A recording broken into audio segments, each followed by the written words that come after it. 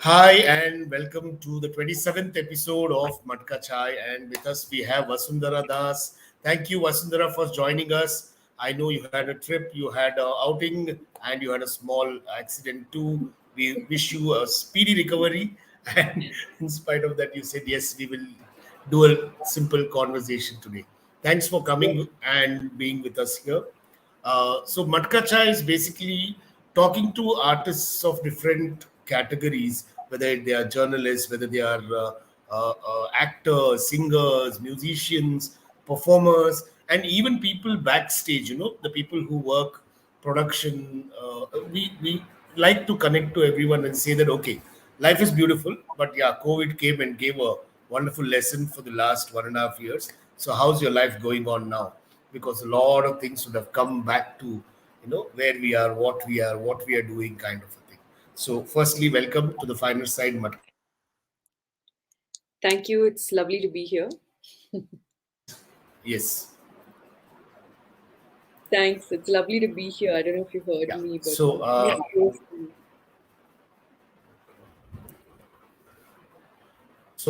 we'll start.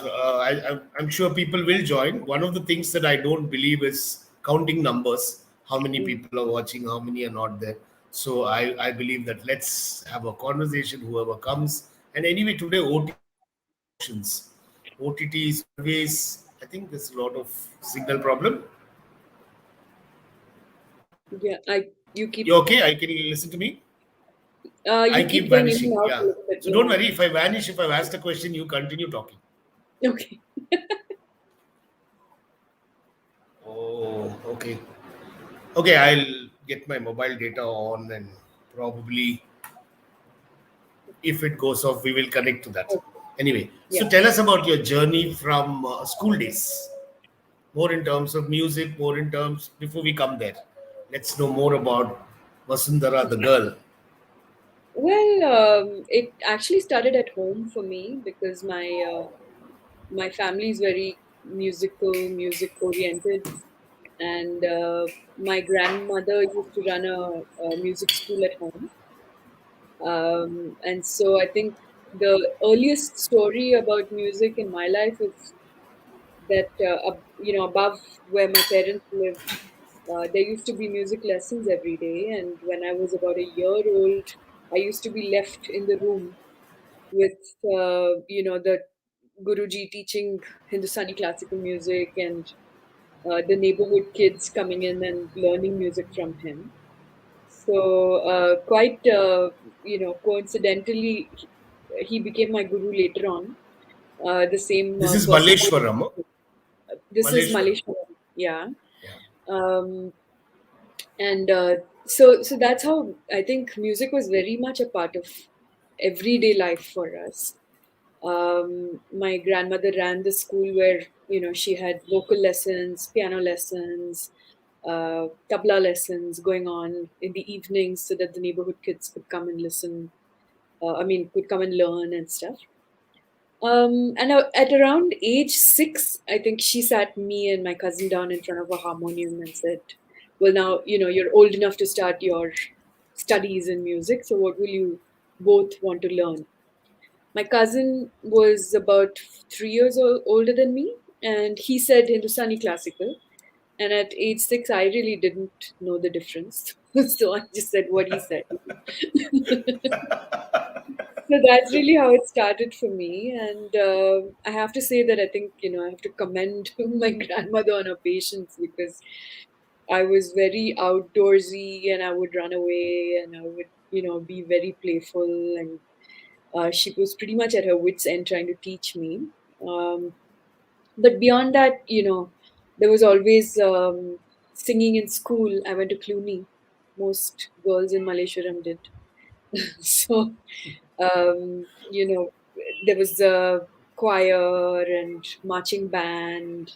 So there were a whole bunch of experiences to be had in Cluny. And I think another story from my childhood would be my kindergarten teacher apparently asked me, if she could put me in a beautiful frock and ask me to dance on stage as part of the Wow. festivities of some parents' day or whatever. And I have apparently told her that I'd prefer to wear the frock and stand by the piano and sing. So, so she said, I never forgot you because you said that, and not too many children do say that. So, so it was pretty single minded from the beginning. Good. I mean, uh, influences in the school days. Well, I have to say that my family was very protective in terms of, the kind of music they exposed me to. So the focus at home was very much on classical music. So my dad had LPs of all the Hindustani classical greats, from Pandit Jasraj to, Pandit Shiv Kumar Sharma, and, all the greats, instrumental, vocal. Mm, and right next door also we had this yoga kendra. So I remember, like, my initial memories of waking up every morning would be to amazingly resonant chanting from the yoga kendra next door, and then followed by my dad playing an LP really loud in the morning. And then once I started getting in, getting a little more into it, in terms of my musical education also, they exposed me more to Indian things, Indian styles. So I remember listening to Ghazal, I remember listening to Drupad.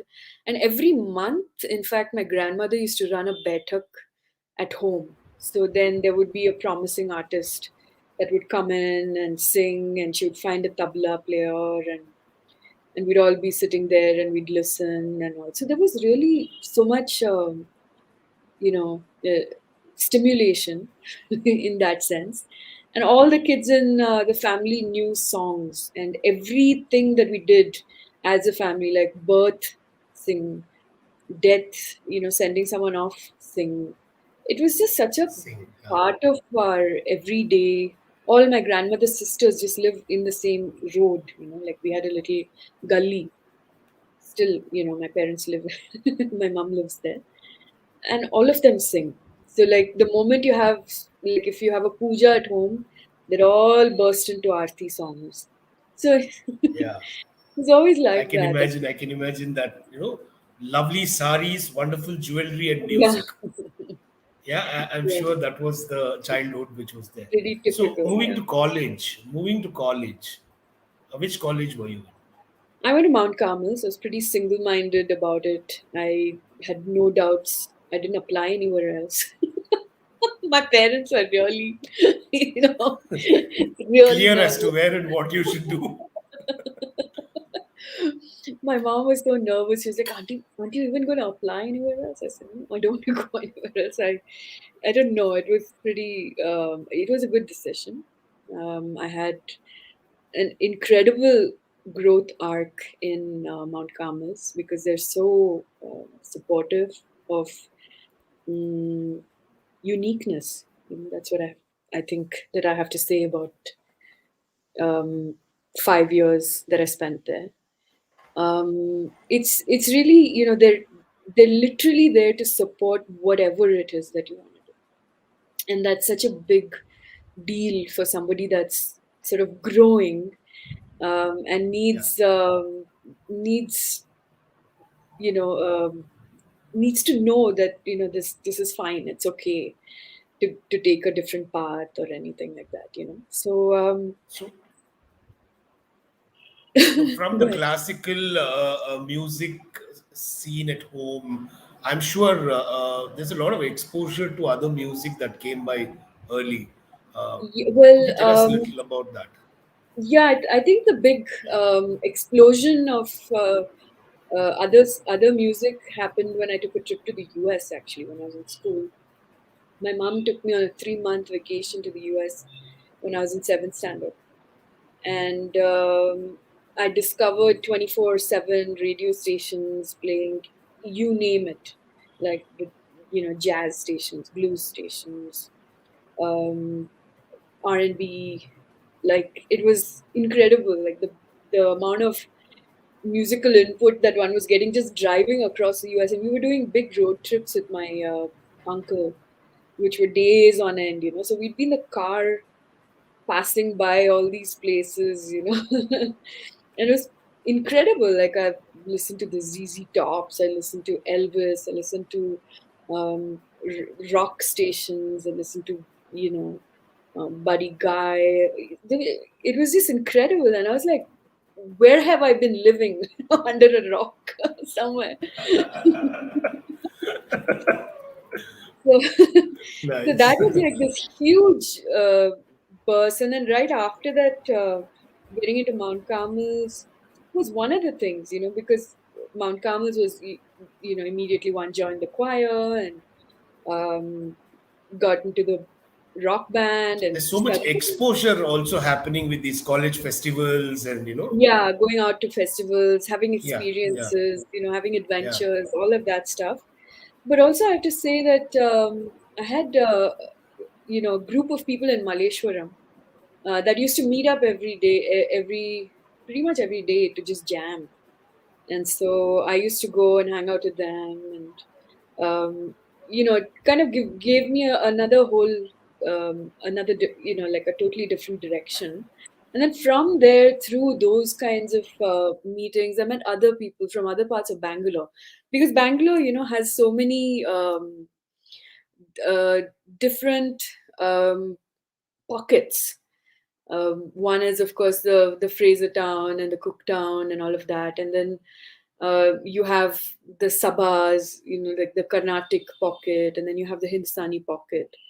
So meeting up with a lot of different people from different backgrounds as far as music was concerned, and then of course, just listening to stuff. I think that the years that I was in college and I spent talking to people or meeting people kept bringing me music to listen to. Have you listened to this? Have you listened to that?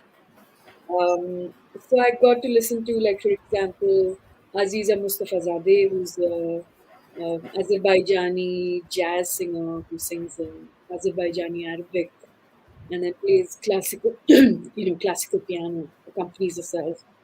These are the kinds of influences I was listening to thanks to, like, friends. And this was Sam Joseph who introduced me to her music, who's Babu Joseph's brother. Babu Joseph is a very sort of accomplished blues musician and jazz musician from Bangalore who now lives in Bangalore, Barcelona. yeah. Yeah. So, and then, I think one of the through the guys that I was hanging out with here in Malleshwaram, Gopal, Srinidhi, and all of them, Yeah, Gopal. I yeah, I met Gerard Machado, and I played a couple of gigs with him. And that was great, like, to play with someone like Jerry was incredible. Like, what a learning experience to be able to be on stage with someone like that, and then so it kind of prepped me um, for different things.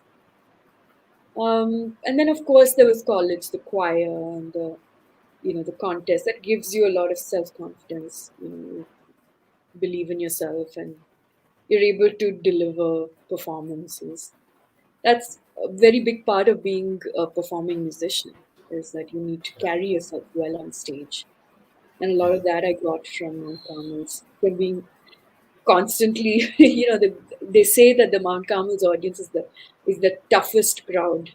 Toughest one, And yeah, yeah. yeah, I've heard a lot about that, yeah. yes, and one really memorable experience was, I think I was in first PUC, and I was participating in the Indian music competition, and film music really wasn't my thing. So I had really literally mugged up a song. I think it was called Dil Hai Ki Manta Nahi. And then, and then I got on stage and I started singing the song, and I forgot the words because these girls started howling and hooting, and this was like maybe 1 month into joining college, so it was crazy. And then they sense your nervousness and they feed off of it. So, like, imagine a crowd of 300 girls just squealing and screaming, and you can't be heard over them, and it was You just crazy. want It to was a hide, dive and hide somewhere, but you can't do that. yeah, but I don't know what I did. I think I just came up with a new tune. Some new words and made it. and walked off. But I have to say that when you stumble like that, it kind of preps you for a bigger high. And I remember the next week was the Western music competition, and I was ready. I Yeah, wasn't going to yeah, let that happen to me again. yeah. So, I remember around the I think in between 94 95. I'm not too sure when, we also did an event where you came and did a flamenco number. We did a Western theme party, and we had some flamenco dancer also came in, and you actually came and sang for that. I'm searching for that picture, and I'll make sure I'll send it to you. I have it. yeah, I was faking it. I So it's totally okay. As event managers, we had no clue what you were doing. We were very happy that nice, wonderful I saw some flamenco white singer. people who were getting really mad. So those are secrets we can share now. Yeah, Yeah. good, Again, good, good, nice. really incredible experience. So you started with stage shows from Mounts, but then were more happening outside, like as Yeah. shows or people calling you for coming and performing. Yeah, during that time I was already performing. I did, like I said, I did a bunch of gigs with Gerard, and then I don't know, I did a bunch of solo gigs. I had, these -1 cassettes those days. Yeah. Were Yeah. cassettes. Now, So since you brought up some past, I have a video where some old people are also there. Old matlab, you in the younger days. We'll just oh probably wow. play that for all our members here to watch. Prithvi, what have you found?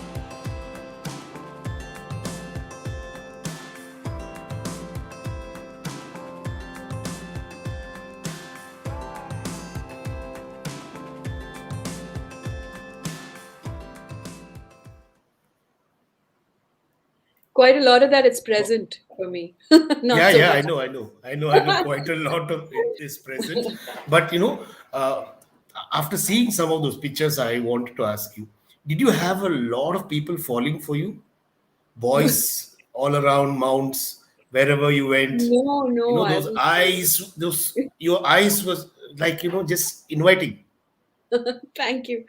But I never had time for boys. When I was in college, I was just, all my friends would be out on dates and going to the afternoon disco and going to the Yeah, yeah. movies. But I would be stuck in the um, auditorium band practice, or like uh, literally music occupied 5 years of my college life. I would, Wonderful. it was quite a punishing schedule. You'd get to college at 9 o'clock, and from 9 to 11, you would be in choir practice. The only reason you would be Oh, allowed to miss choir practice would be if you had practicals.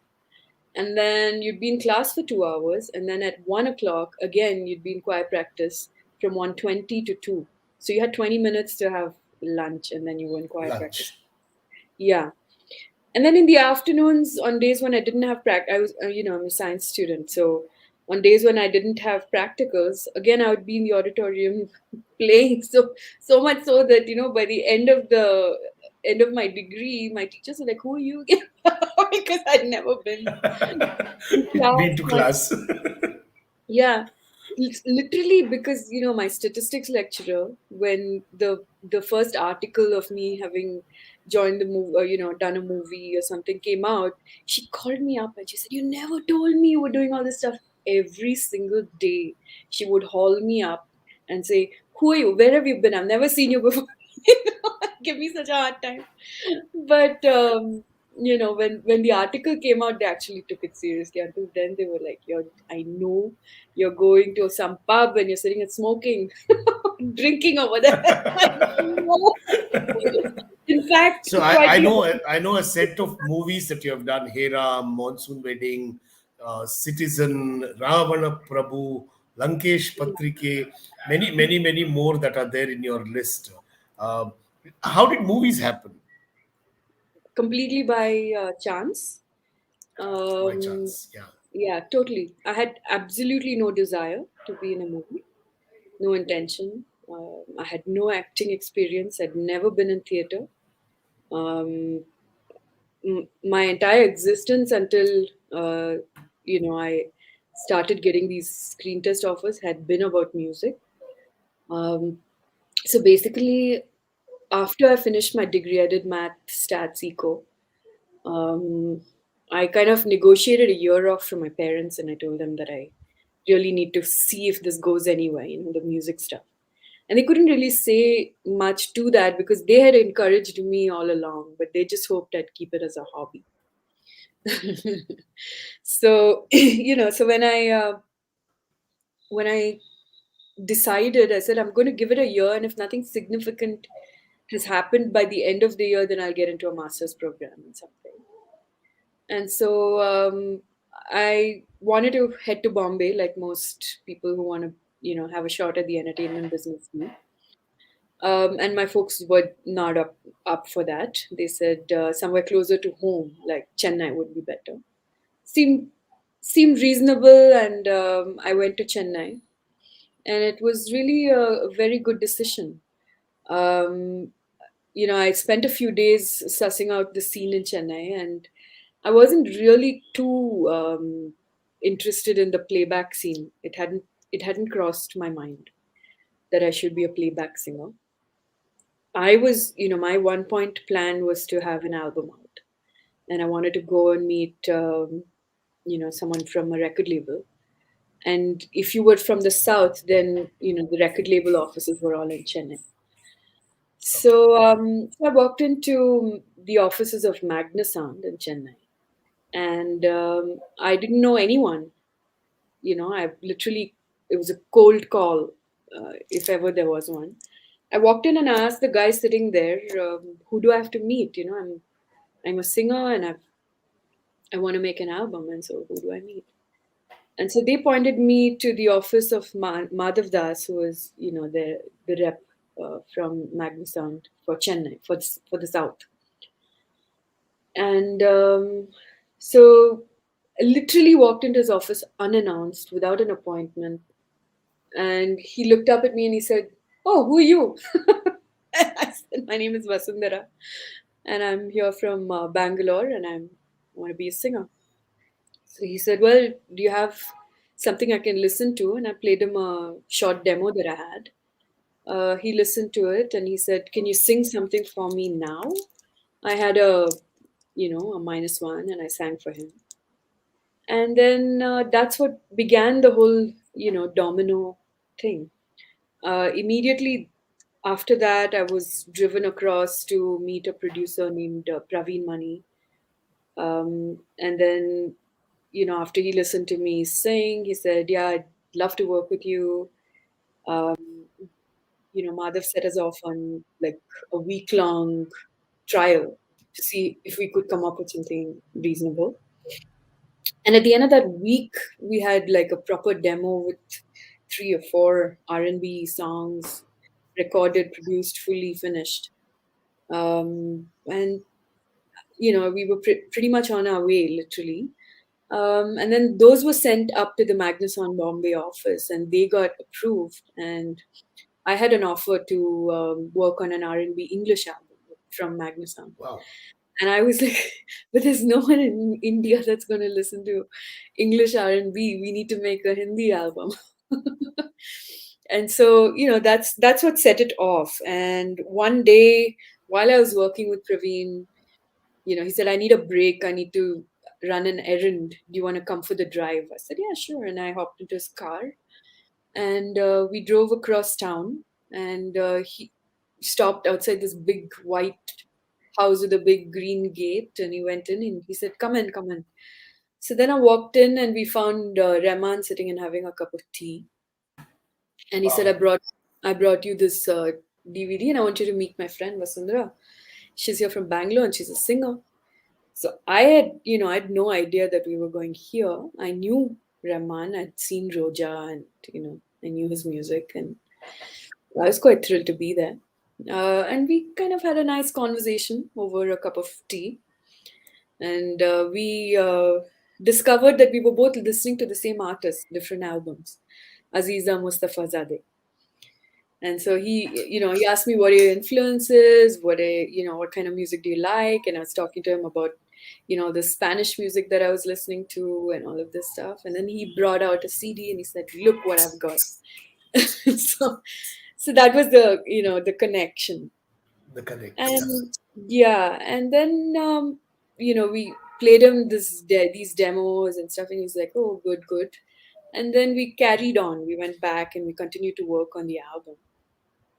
But what had happened in the meantime is there are a lot of filmmakers, film producers that would hang around Rahman's office because they're waiting for him to finish the music or the score for their films.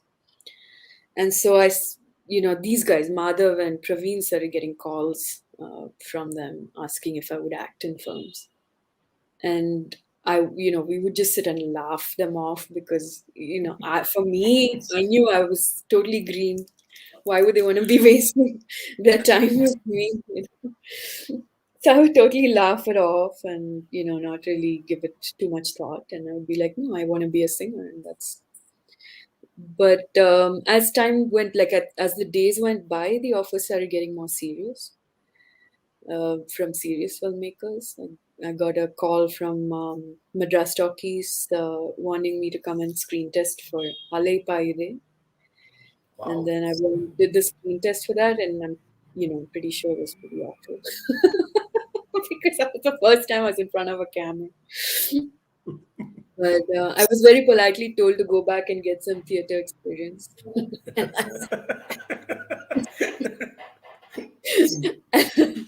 And I very honestly, I said, yeah, I really need to, because I'm not the kind of person that wants to dive into something without being prepared. So I was really going to take his advice and come back to Bangalore and join theater. I might have done some plays with you or something. I don't know. But so, by the time I reached home that night, and my mom and dad were freaking out because I wasn't telling them much. I wanted to surprise them, with all of this progress. I was like, yes, I'm on my way. I've got this album and I've got this record deal. And so my mom was getting really restless and worried about what I was up to in Chennai. So she said, I want to see you. You better come back. And so by the time I got back, those days we took trains. We didn't have money for flights and things. So by the time I took the train back to Bangalore, there had been a myriad of phone calls home wanting me to come do other screen tests. So then one of those calls was from Mr. Kamal Hassan's office, wanting me to come and screen test for Hey Ram. And my mom, she kind of was very politely putting them off, saying, I need to check with my family. This, we were bargaining for music, we weren't bargaining for films. So then I came back and, family met. And so then, the grand aunts were all told that there's this call from Mr. Kamla Hassan and we need to go and check it out and see if it's a plausible opportunity. And the gentleman calling from his office was also, he's a very big man. He shouldn't waste too much time deciding to come for a screen test.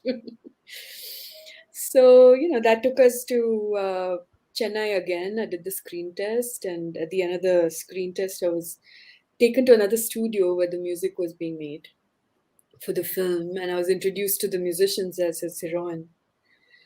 And that's how I found out that I was cast in the film. And we started shooting 3 days later. Wow, interesting. So I remember those days. I yeah, remember that Chennai Hey Ram days. Yeah, yeah. yeah. Good. So, Quickly, I have a guest who you have worked with, and I'm so happy to have the person here. Surprise for you, just to say hello to you. Welcome, Shalini. Welcome. hi. Hi. Shalini is I love her. Yeah, I know. I love you too, man. Like, yeah, this is, yeah. Yeah. So I'll let you two musicians talk to each other for a minute and say, Shalini, we would like to know more about Vasundhara, what she won't tell us, no, about the person that she is when she's on stage. Tell us about that. I'll tell you the stuff that I'm allowed to speak publicly. Don't worry, I won't. Go So, on yeah, and listen. yeah, she's paid me a lot, by the way. Yeah, all nice things I'll tell. Don't worry, don't worry. So, yeah, Vasundhara now is like more than someone I worked with. I mean, I consider her a good friend. And I'm also very grateful to both of them, Vasundhara and Rob, because I remember like I was 3 years into the industry, like full time, and I met Vasundhara because she was auditioning for a bass player. And I met her through a keyboardist who was working with her then called Dhiru. So yeah, we met and we jammed and things seemed okay and we hit it off. And I am actually, why am I very grateful? Because she actually taught me a lot of things on how to be on a big stage, because she taught me that people don't just come to listen to you, they also come to watch you, right? So if people just wanted to listen to music, they can just sit at home and have a glass of wine and listen to music, but they're actually coming for the entire experience. And as artists, for people who've paid their hard-earned money and who've dedicated their time to come and watch you, we owe it to them to actually be entertaining. So that's something I really learned from her. And she actually kicked my ass a lot to actually get me into shape a bit. Lovingly. Lovingly, yes, absolutely. Lovingly, lovingly, absolutely. So Yeah, no, yeah, I mean, it was a pleasure working with Shal because it's great to have another girl on stage. Because most Yeah, of the time I'd be the only girl on stage and the whole band would be yeah. guys. So hmm yeah, it was a great vibe. And the other thing I learned from her is how to put on some fabulous makeup. Okay, I know it sounds a little off, but trust me, it was really, really important. It was very much needed. So she actually shaped me as an artist when I was starting off, and that I'll always be grateful for. So thank you. Thank you, thank you. And of Thank you course, so much for sharing that. absolutely, and of Yeah, course, yeah, her continue. husband now, Roberto. Like I was a huge fan of his even before I met Vasundhara. So ironically, as nervous as I was to actually come go there and look at Vasundhara, because I've seen movies, heard songs, Rahman songs, this, that. Oh my God, Vasundhara, that. And then I see Roberto there, and I think I shat bricks for 10 minutes. It was like I just froze. But yeah, it was an amazing experience, and we gigged together for a few years, and even now, like the other band members, Yadu, Hemant, me, Raj, and like we keep talking about it. And we're just hoping that we get back because we were fabulous.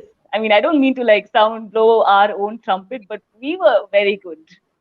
And we had a yeah, blast on stage. And I remember like everywhere we performed, the audience would like we saw the fangirls and the fanboys. We knew what fangirling and fanboying was when we saw how they react to Vasundhara. And we're like, oh my God. Like she was never able to walk anywhere normally. Like people would always, airports, hotels, of course the venues, and people would just like, oh my God. And we'll be standing there like bodyguards waiting to see if there are any creeps around. So, but yeah, with some of she's fabulous. Yeah. for me the And if you trip would meet her, no, if you talk to her, you cannot make out she's such a big star and all. It's quite something. for me the trip would be that everyone in the band really got into performing the music, Yeah. and there was no compromise on the Yeah. musicality, and there was Yeah. no That's true. compromise on the level of performance.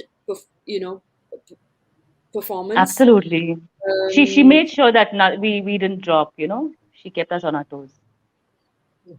Wonderful, And wonderful. I A lot mean, of messages coming in. you No, need no, I people mean, who can it was do very, it. of course. Yeah, okay. That's true. But yeah. And Thanks, Shalini. Thanks for coming in and sharing Oh, your my thoughts. pleasure. And Vasundhara, I have a question. You have a lot of these youngsters nowadays. I'm not just talking about Shalini. Much younger, who are performing, who are on Thanks, man. stage. And Like, thanks. really. Yeah. Yeah, like I heard you Yeah. say earlier that in your younger days, and I saw Vasant, I'm like, hello, you don't say that at all. present. Yeah. Yeah, we are still young. I understand that part of it, but I'm talking about Mm-hmm. today's 17, 15-year-old, 18-year-olds who, thanks to social media, are able to do something and put it up. And some of them are picked up and some of them collaborate, they perform. That is the generation I'm talking about, not about the age part, more about Yeah, how today of it's course. accessible to be somewhere, even if you're not a star or even if you haven't done that much Right, of work to reach where you are. And right. it's all about that moment, that fame, that thing that clicks and they become a star. Yeah, that's true. And versus a lot of practice, a lot of hours, a lot of the journey. That's the reason why we talk, so that I see a lot of youngsters who quit their line and move to the other side immediately. It's instant gratification. They need to know, oh, I'm singing today, so tomorrow my album. It's almost like that today. uh, and It's a different time, yeah, Prithvi. tell me, The Vasundhara. medium is different. The way music is consumed is different. And people now are so used to instant gratification that it's become a like world, right? Yeah, Yeah, a um, validation world. yeah, so validation has to be instant for the current crop, I feel. And that's where I think a lot of people kind of give up very easily. And this is a game of patience. It's gonna yeah, take a lot. It's gonna take you to be able to work with different kinds of mediums to get out there, so which is again what Shal was saying, is that the visual aspect of it is very important, the audio aspect of it. You can't let any of it drop, and you have yeah, to keep Yeah, it coming. And it's very difficult to keep consistent with all of that these days. So that's what is the biggest challenge. And I feel that it's quite unfair because, at one point we were only, our only preoccupation was honing our skills as musicians. That's it. yeah, That's all right. that we were spending our time doing. I remember when Shal used to be picking up the bass and playing, and she would be totally, entrenched in her craft. And it really Mm. wasn't about, and years were spent doing that. Yeah, And also for me, all the years of grilling by my gurus and my teachers and stuff, and just singing for hours and practicing for hours. I mean, when I found the four of them, I put them in a room for a year before we headed out and did anything. that's true. And it paid off. It showed in the way that we were on stage. So it can't be instant. Art isn't instant all of the yeah, time. Some kinds of art maybe, but music isn't one of them. I don't think.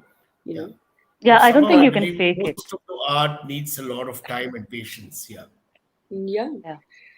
And these days, we're expected. I remember that there was one enraging comment by the founder of Spotify that said musicians are lazy. They need to be making more songs all the time, and they need to be uploading songs all the time. Um, but it's not just about uploading songs; it's about writing them. It's about feeling Yeah. them. It's about meaning what you're saying in them. It's not just a piece of music. It's It's not just a formula. yeah, and it's a whole bunch of emotion that brought you to a point where you found it in you to write a song, and that's not easy. I mean, in Yeah. the old days when you looked at like the 70s bands and things, some bands took like 15 years to come up with like a second album. They spent years on tour. They spent years getting to know each other. They get, or to even know themselves before they started writing the way they did. So all that has been forgotten, and now we expect that songs. I mean, Exactly. Yeah. someone walked up to me and Rob once. We were doing a show on television called Mission Ustad in Bombay, and we had to come up with 14 songs in 11 days. Wow. And when the person came and spoke to me about it, I said, "What do you think it takes to write a song?" So she said, "What do you mean when you say that?" I said, "No, I want to understand from you. What do you think it takes to write a song?" And she goes, "Oh, she only thought of it in terms of time." She said, "Oh, a song is about 5 minutes, and I think Oh, it should take wow. you about 2 hours to write a song. So then I'm giving you 11 days." I was like, "You're out of your Wow. mind, out of your mind." Me and Rob sat and laughed in front of her for a good half an hour. We were like, "Oh my I god, yeah, think she no." would have been a project manager in some IT company giving She was deadlines to finance. create She was from Absolutely. software. finance. She was from finance. Yeah, yeah, must be. It So was Same. all about the it's like a numbers. product. Same to same. Well, thanks, Shalini. Thanks for joining us today and catching Thanks, up. It Prithvi. was so nice. Yeah, We sure will thing. we will shortly do a Matka Chai on you in the coming months, and I have a lot Oh, of you better questions watch for it. you, which I I'll may be come there and ask. on it. Done. It was my Yeah, we pleasure. are we are looking forward to probably a performance of Shalini in December at the final side, which was supposed to happen in March. So we are Mhm. probably going to be doing that in December. Yeah. Yeah, yeah, yeah. Well, thanks, Shalini. Thanks so much for Thanks, joining us. Prithvi. Bye, Thank Vasundhara. you. Yep. Yeah. She's there. She's watching separately, and she had to go somewhere. That's why we said, okay, Okay, we'll bring her in earlier. great. But yeah, you were telling us about the journey of Hey Ram, and from there, Yeah. how other movies started, a lot of things. Other Meanwhile, there was a movies, lot of comments. We'll just quickly, you can read it on the screen. yeah, it says, "I like the patient, uninterrupted flow of conversation." Me too. Oh, there is. The demands have started. Yeah, we'll get to them. We'll get to them soon. Thank you for that, Raksha. Yeah, Yeah, those are really fond nice, memories for nice, me, nice. singing at college. Yes. So, So yeah, so movies. after Heram, I had a very busy year. Did it take you to Mumbai? Heram, no, because it was shot in Chennai. But my album took me to Mumbai because my record label was there. And, I had to shoot a video for it in Agra at the Taj. And then, I had the person who was co-writing lyrics on that album was an actor called Piyush Mishra, who was in Delhi those days. So my album actually took me across the country. My Yeah, producer was in Chennai. My co-writer was in Delhi. Record label was in Bombay. So I was constantly running around the country. And one such trip to Mumbai, I was told that Meera was in town, and a common friend, had spoken to her and told her about me, and that she was expecting me for chai. And so I showed up at the Sun and Sands hotel where she was staying, expecting to have a cup of chai with her. Except that I found nice. a hundred girls in line waiting to screen test for her. So I was on 101 until her AD came and rescued me from the line and took me in to meet her. And she said that she'd seen me in Hiram and she'd wanted to meet me. And we had a reading, and then she kind of got up and she said, You're it. I found you. Gave me a big hug, and the poor 100 girls in line that I had cut went home. So that's how Monsoon Wedding happened, and then that was a great experience again because Yeah. the working style on that film was so different. I had time then, which I hadn't had when Hiram had happened. Um, so Monsoon Wedding, we had about a month like of time together as a cast, to kind of bond and believe that we were each other's family, because you had Like a workshop time kind of a thing. yeah, Yeah. and also you kind of lived in the same hotel, you hung out, Yeah.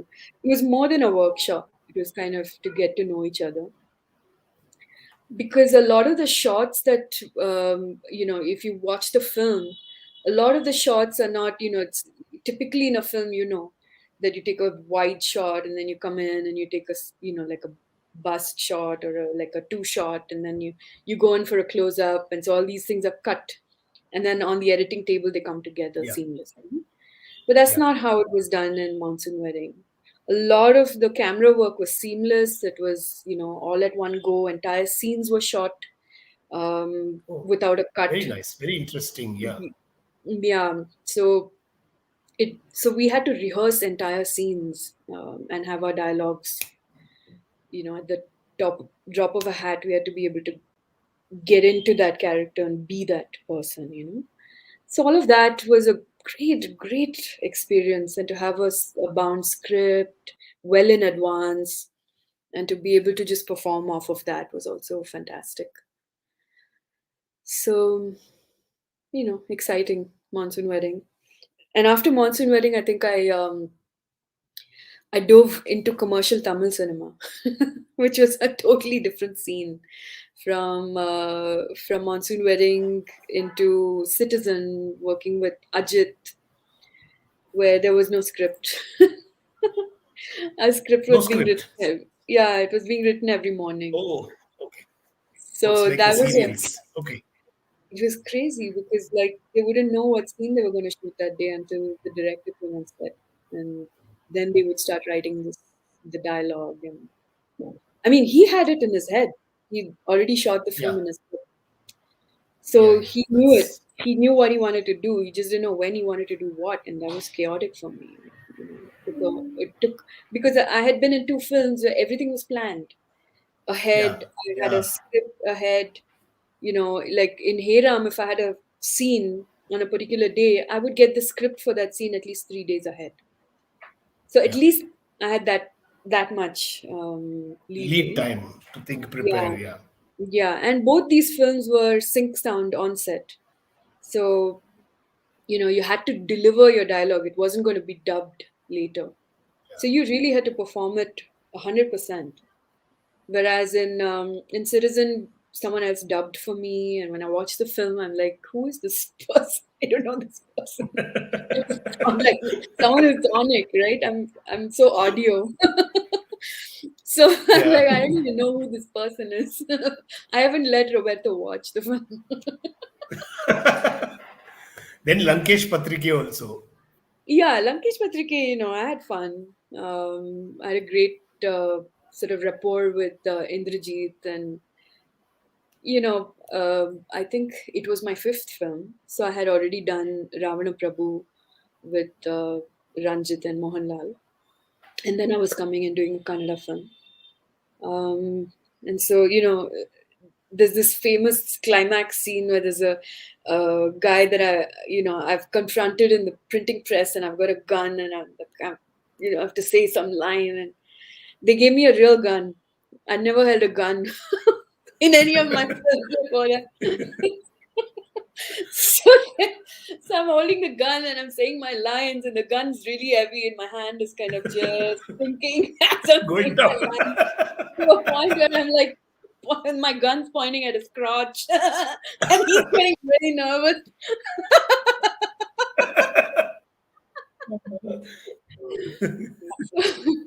I think, I mean, it was easier to do Lankesh Matrike than a lot of other films.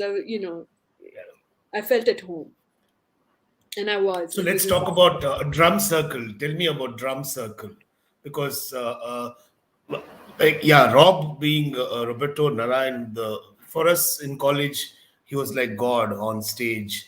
He went on to the drums, and we were just drooling, looking at him and saying, "Man, what moves? How fast!" And I'm sure with Viku being a good friend and always going around with him, a lot of this influence also happened of Western music. Not that I know much about it, but yeah, a lot of influence did happen through him. And yes, that combination of you two in terms of music as the base, and artists more, and performers both, yeah. And this brainchild of yours of Drum Circle, taking it to corporates, training, so much you do, because I have come there to MG Road, and the energy is mind blowing. The energy of the people, how the whole space converts and becomes magnetic. Tell us more about that. So the drum circle thing actually started off as Roberto's baby. He, for those who don't know him, has been drumming since he was 13 years old. Has drummed. He has had so much exposure to different kinds of music. Um, so he's really very versatile as a musician, and has influenced a lot of other drummers in India. Um, and for him, I think, some people knew him in Bangalore as a drummer, and someone, I think, from a corporate, I think it was Oracle, or, I'm not sure exactly which company, but someone approached him and asked if he would do a drum circle, and he just said yes. And then he hung up the phone, and he was like, what's a drum circle? He knew what a drum circle was, but Yeah. it just meant it just meant that we were going to have to acquire some drums really quickly. I remember that this was a circle for 80 people, and Oh, we literally had to borrow 80 drums from the then Remo distributor here in Bangalore and go and do the gig and come back. And he was on a big high. He was like, this is something that I think has a big future. Here it's got so much that we need to really uncover it for ourselves and then take it out. So then he carried on, getting trained and things like that. And at some point he was like, I think you would make a good drum circle facilitator too. And that's when, I think, in 2011 I went to my first training with Arthur Hull, who's the founder of the movement. I mean, there's been a worldwide movement that's been happening in drum circles, for the last 40 years, for 45 years. And this man, Arthur Hull, has been traveling the whole world, training people how to be facilitators and use music as a medium for communication, which is what it is. It's basically, how do you sit down with people you don't know and share a real experience that does not involve words, but yeah. it involves something that's so deep, like rhythm, which all of us actually, when we think about it, we all have access to rhythm because we are all walking, breathing, rhythmic beings. We have heartbeat, we have body rhythms, we have biorhythms. So there's rhythm in every single one of us, and unfortunately the music um, system of music education can be very judgmental and can scar people a lot, and shun them away very easily from music. So it doesn't mean that people who have not had the good fortune of having music in their lives, or have not had pleasant experiences with music, should not have music in their lives. So for us, that became the crux of it. Like, how do we bring it to people in a non-threatening, non-judgmental way? And rhythm is a great way to do it, because when you drum with a group of people, eventually it's like, it's like the metronome, right? You will entrain with the group around you, and you will be playing together, you will be collaborating on some level or the other. And that's what happens in a drum circle. You start off and you start to play with one another, and before you know it, with a good facilitator and someone who can just bring it to a point of orchestration where you're playing at your best or optimal musical level, um, you are making music together, whether you believe it or not. So those are it was incredible. And especially for us as performing musicians to um, first have had these experiences of being on stage and performing to audiences where your audience is passive and listening to you. In my case, things changed so beautifully because I obviously, for a long time, was singing to my audiences, and of course I was performing to them and taking them on journeys with me. But once I started to train as a facilitator, it changed how I was as a performer too. I was able to bring them into the performance, you know. So there would be times when I didn't need to sing half the concert, they'd be singing it. Wow. And, I would just be like, my body language improved so much. And I took so much out of the facilitator's, handbook of body language, that my teacher came to one of my shows and he was like, I can see so many things that are familiar when you're on stage. And, he was like, I can't believe it. He came to a show where like there were some 3,000 people in the audience and they jumped and danced for 2 hours and they sang every word of every song. All I needed to do was stand on stage and they were doing the work. Amazing, amazing. That's very interesting. Okay, now Yeah, I'm going to ask you to, if possible, sing a few lines. sure. So we will go back.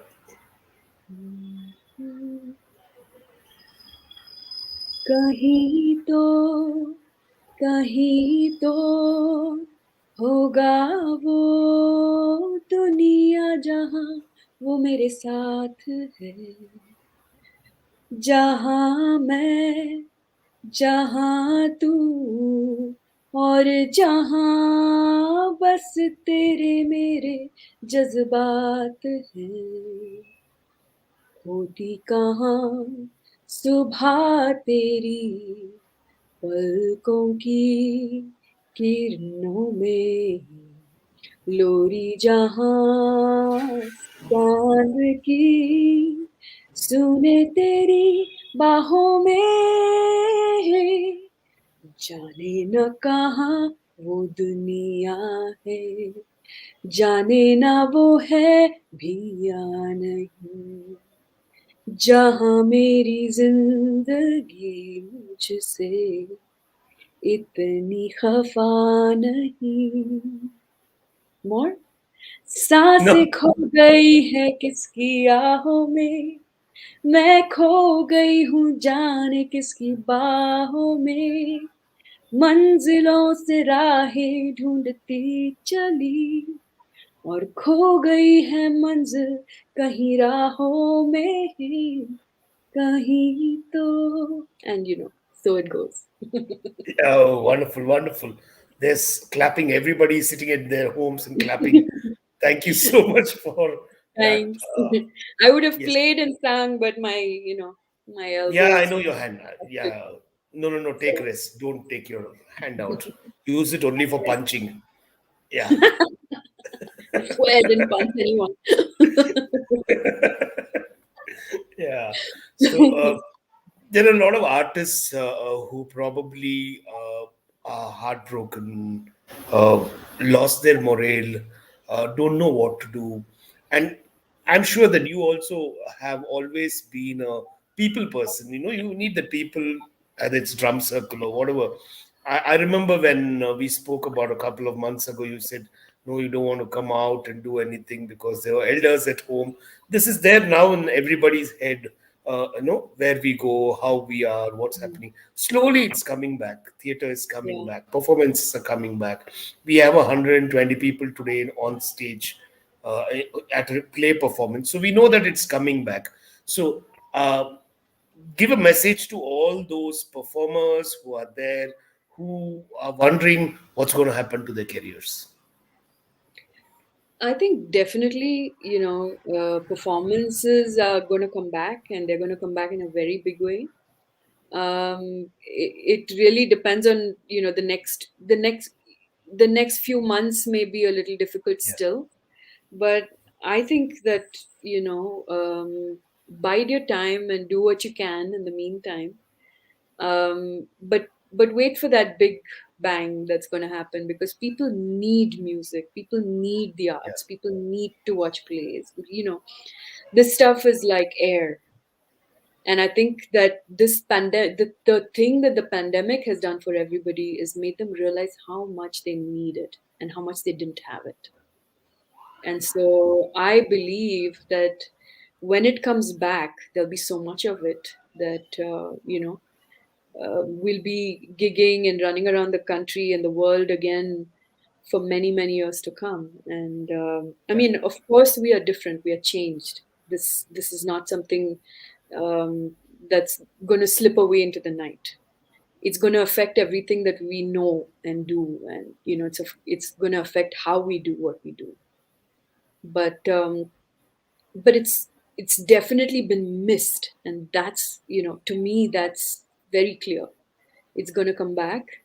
We're going to be super busy as artists and yeah, you know community builders, because that's really what we do at Drum Jam, is we build communities without using words, but with yeah. rhythm and with music. And that's really the need of the hour, because our communities are broken, and we need to bring them back together. And what better way to bring them back together than art, you know? Yeah. So we have a nice comment which says, "Music wave after wave will come back soon." Yes. Yeah, good one, Dinesh. Interesting. Yeah. So yes, there is. You guys have a big role to restore. When is it? When is the drum circle going to start back on MG Road? Any idea? We kind of pushed it back. We didn't want to do it this year because we weren't sure of how, things would be. Um, and honestly, it's very difficult to control at a venue like Rangoli. We've been, Correct. for those who don't know, Drum Jam, Roberto, myself, Community Drum Jam Foundation, we've been running drum circles every month on the third Sunday of the month from 4 to 6 p.m. at Rangoli Metro Arts Center since 2013. And we've never skipped a month until the pandemic hit. And since then, we have kind of stayed away. Um, but we had decided that we'll look at 2022 to begin, because we definitely didn't. It's a public art space. It's open Correct. to public, Yeah. and at a place like that, we can't say don't come. And the way that the drum circle thing took off at the metro, even the first one, we had 255.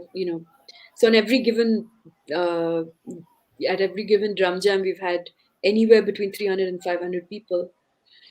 And so it was a big one for us, and we had to sort of postpone it because we didn't want people getting sick on our watch. So good. We'll probably look at January Yeah, drum hopefully. coming back drum jams. Yeah, hopefully cross fingers to everyone. Yeah, looks like the normalcy is coming. Just a quick video for all those who wonder what the finer side is. Just to give you a break, give me a break. Yeah.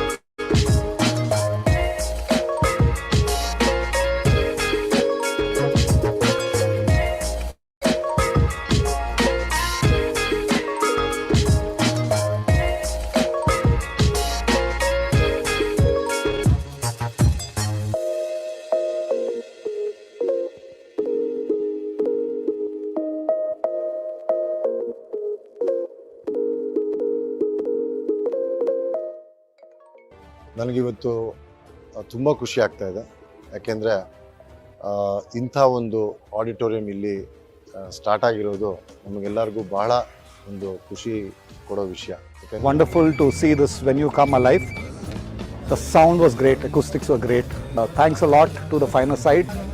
I mean, what can I say about this place? It's such an inspiration for all artists like me, and I feel like coming and again and performing here. Great place, great vibe, great people. ಈ ಜಾಗ ಈ ತರ cultural centres ಆಗಿ ದೊಡ್ಡದಾಗಿ ಬೆಳಲಿ ಅಂತ ನಾನು ಆಶಿಸ್ತೀನಿ. ಬಹಳ ದಿನಗಳಾದ್ಮೇಲೆ ಒಂದು ಒಳ್ಳೆ ಜಾಗಕ್ಕೆ ಬಂದಿದ್ದೀನಿ. ಆ ಜಾಗದ ಹೆಸರು ಅಷ್ಟೇ ಚೆನ್ನಾಗಿದೆ, ದಿ ಫೈನರ್ ಸೈಡ್ ಅಂತೇಳಿ. ತುಂಬಾ ಅದ್ಭುತವಾಗಿ ಒಂದು ಜಾಗನ ಬಿಲ್ಡ್ ಮಾಡಿದ್ದಾರೆ. This beautiful auditorium, it's very inspiring to see how it has been designed for the sake of arts. So it's always nice to be here at the Finer Side.